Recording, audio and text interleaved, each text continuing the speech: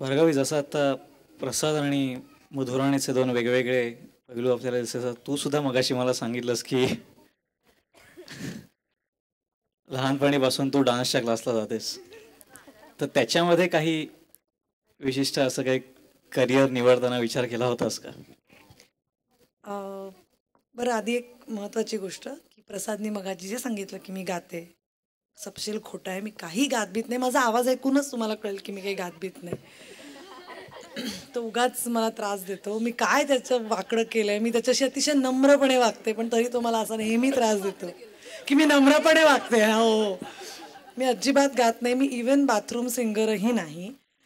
मला वाईट नक्कीच वाटतं, कारण मला गाणी ऐकायला खूप आवडतात. मला खूप गाणी तोंडपाठ आहेत, पण गायची हिंमत नाही आहे माझी.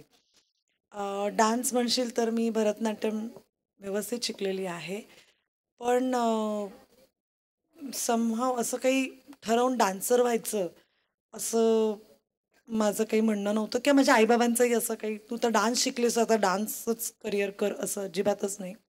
त्याने चॉईस ठेवला, तुला करायचं असेल. पण अ, माझे बाबा किंवा आई थोडे त्या बाबतीत स्ट्रिक्ट स्ट्रिक्ट म्हणजे कोणाचे आई-बाबा तसेच असतात, की तू जर भरतनाट्यममध्ये करिअर करणार असशील, तर तू त्यातली उत्तम भरतनाट्यम डान्सर झाली पाहिजेस. त्याच्यासाठी तेवढे तुला श्रम घेतले पाहिजेत. त्यामुळे अ, ज्या वयात मी भरतनाट्यम शिकायला सुरुवात केली, श्रम-बिम जरा कंटाळाच यायचा. त्यामुळे मी आपलं नाही, नाही, नाही. मग काय मला उत्तम डान्सर-बिन्सर नाही व्हायचं. म्हणजे आई-बाबा म्हणले, आपण मी भरतनाट्यम शिकले, इथे शिकणाऱ्या काही मुली असतील त्यांना माहिती आहे, अरंगेत्रम नावाचा म्हणजे पहिला परफॉर्मन्स तुमचा अरंगेत्रम असतो.